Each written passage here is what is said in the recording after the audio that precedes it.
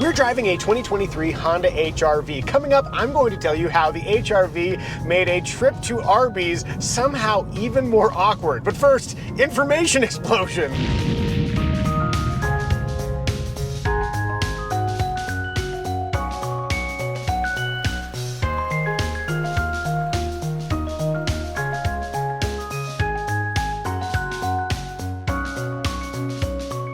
Today's video is sponsored by Flying Eyes Sunglasses. My Flying Eyes sunglasses are right here next to this very gross Kleenex.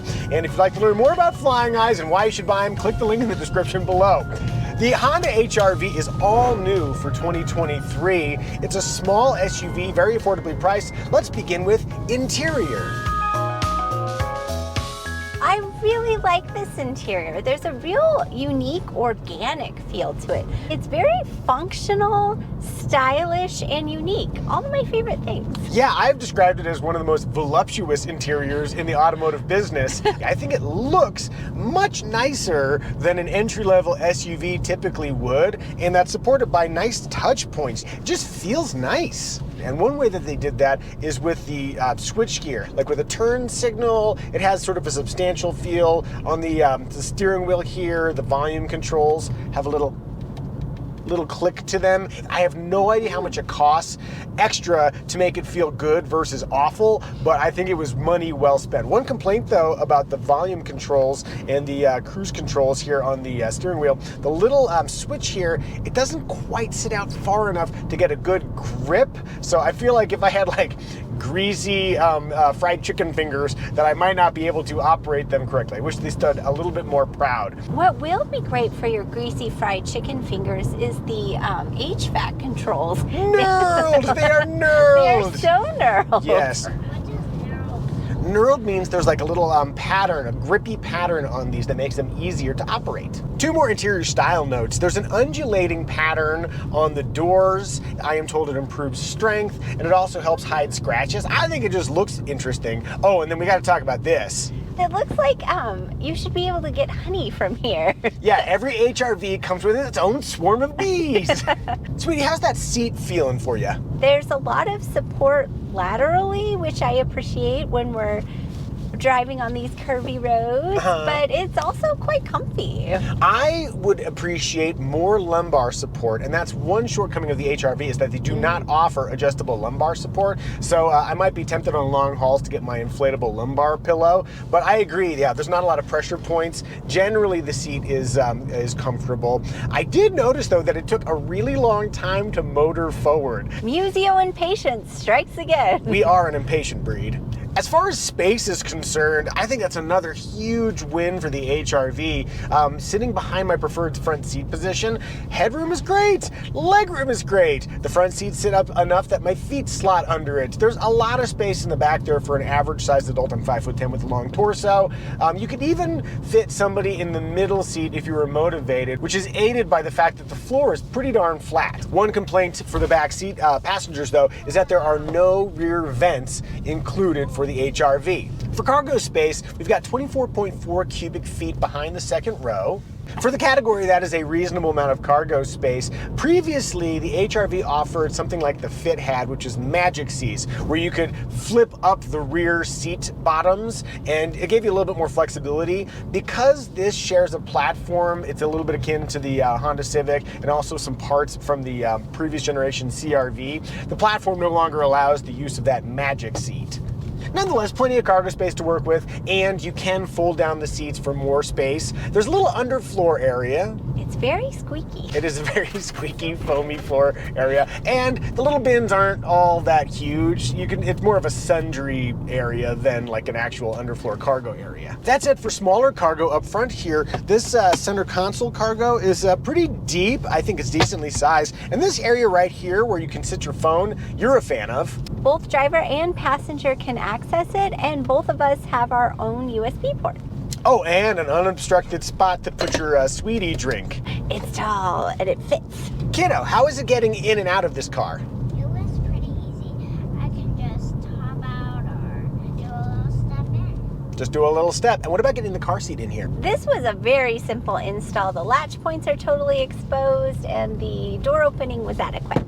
As for safety, neither the NHTSA nor IIHS have ratings yet on their websites, though I was looking at a presentation from Honda and they are aiming for 5 stars and a top safety pick plus rating. I won't be surprised if they achieve those. But as far as dynamic safety is concerned, every HRV includes adaptive cruise control with automatic emergency braking, lane keeping assist, 10 airbags strewn throughout here. There's also a little seatbelt usage indicator in the gauge cluster, which is really handy for making sure the kids have buckled up. What do we think, family? Is the Honda HRV family friendly? Family friendly. Yes, small family friendly.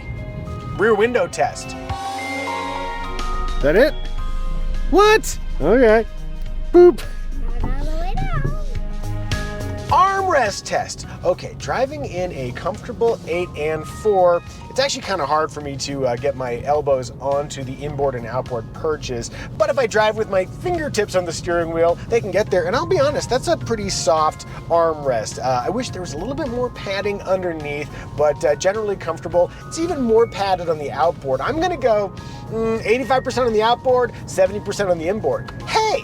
Would you like to see more videos like this where we review cars as a family plus the occasional helicopter video? If so, feel free to subscribe. Style! For 2023, the Honda HRV is lower, longer, and wider, which I think contributes to a more premium aura. I think it is so cute from the front, but also I think it looks exactly like the bully from A Christmas Story. It's the little tiny grill that looks like a mouth with the crosshatch that looks like the rubber bands on braces. You mean that as a compliment, right? I do. I think it's adorable. It's adorable. Ours is in Nordic forest. I just love the flow of those words. And also I do happen to like the color. And it's one of those colors that looks very different depending on the light. Also, they've done something with the HRV, which is that they've given each of the trims their own distinct vibe. What do you guys think? Do you like the styling of the Honda HRV? If so, if no, tell us in the comments. If you're curious what we're doing between YouTube videos, you can always give us a follow over on Instagram, In Motion.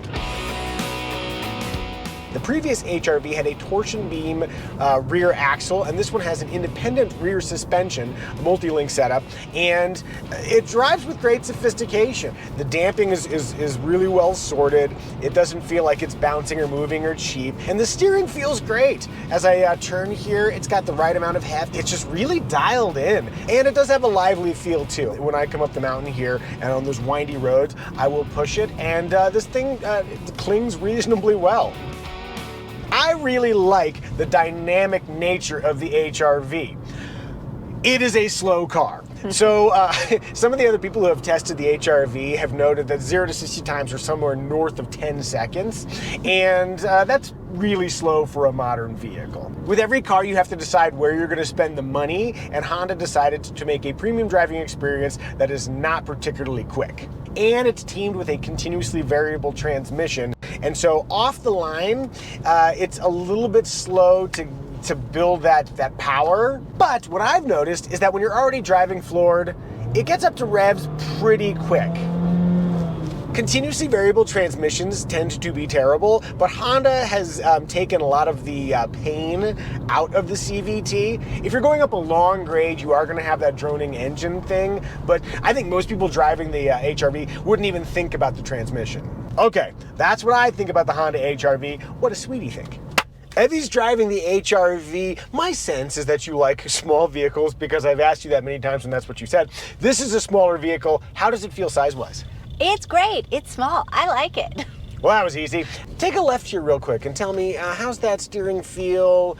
It feels good. It feels precise, not too heavy. As we come up this hill here, this is a good opportunity to ask, is there enough power here for you? From a stop, I do wish there were more power because I'm often trying to pull out in front of blind corners, and so I want to get up to speed very quickly. But once I'm at speed, the power seems adequate. Well, this is convenient because we have a stop sign here, and you're going to need to make a left, and you're going to want to get up to speed quickly. Let's see how the power comes in. It got very loud. For our specific use case, a little punchier reaction off the line would be nice. That would be nice. Overall, though, do you like driving the Honda HRV?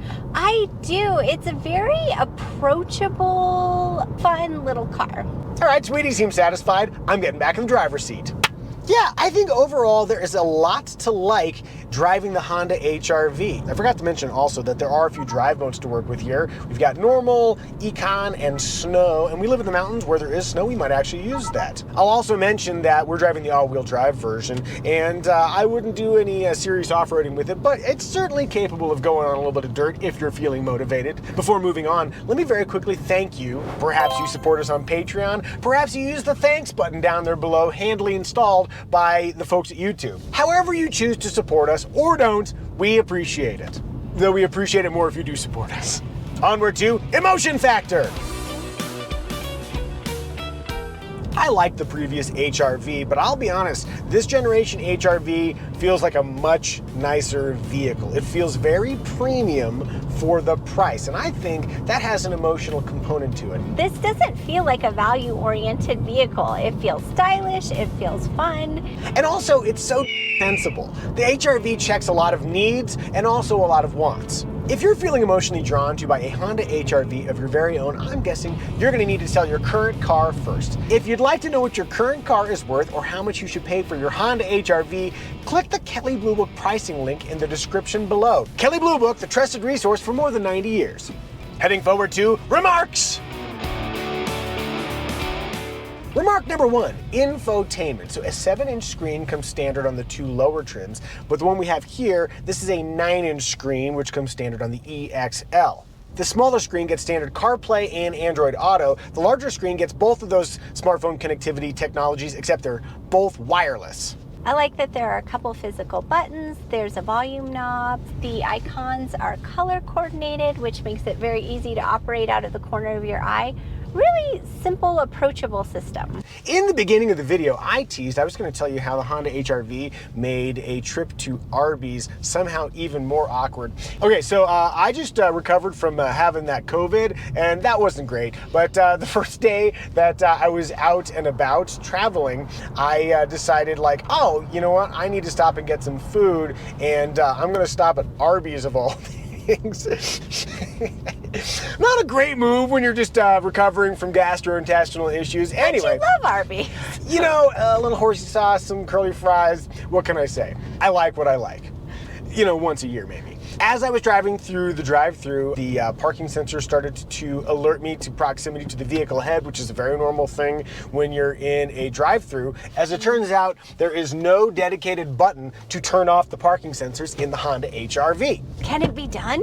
It can be done, but you have to dig into the menu here. And the only menu you wanted to be digging into was the Arby's menu. Sure, I just went with the standard beef and cheddar, but there were other things to consider. Diarrhea, for example, that was something to consider. The point being that if you're in a situation where you want to turn off the parking sensors with haste, you're gonna have to do a little bit of menu digging. Distracting from that diarrhea comment, I'd like to point out that the Honda HR-V key is the perfect size and weight. It's just this like a nice little thing, and they haven't made it needlessly hefty. It's perfect, sweetie.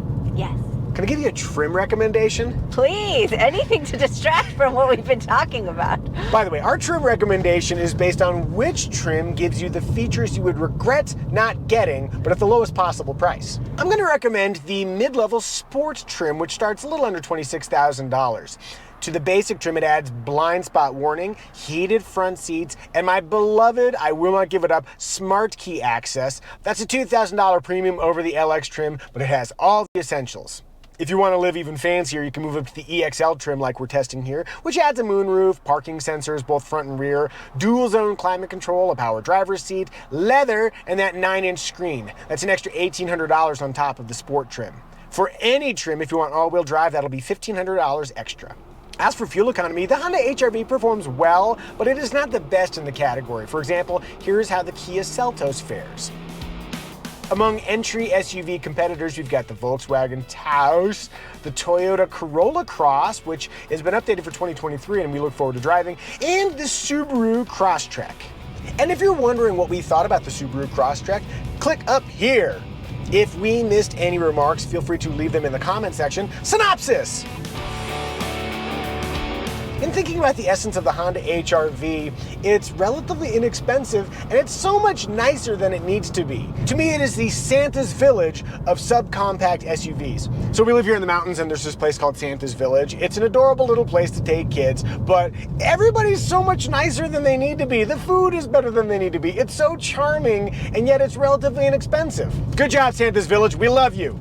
You too, Santa. I'm kissing up to Santa because I want to get on his nice list. I think only kids get on the list. Santa just made an enemy. Family, I think we've done a good job reviewing the Honda HR-V. May I have a 5 and a 5? Pew. And you! Come get your high five. Ah!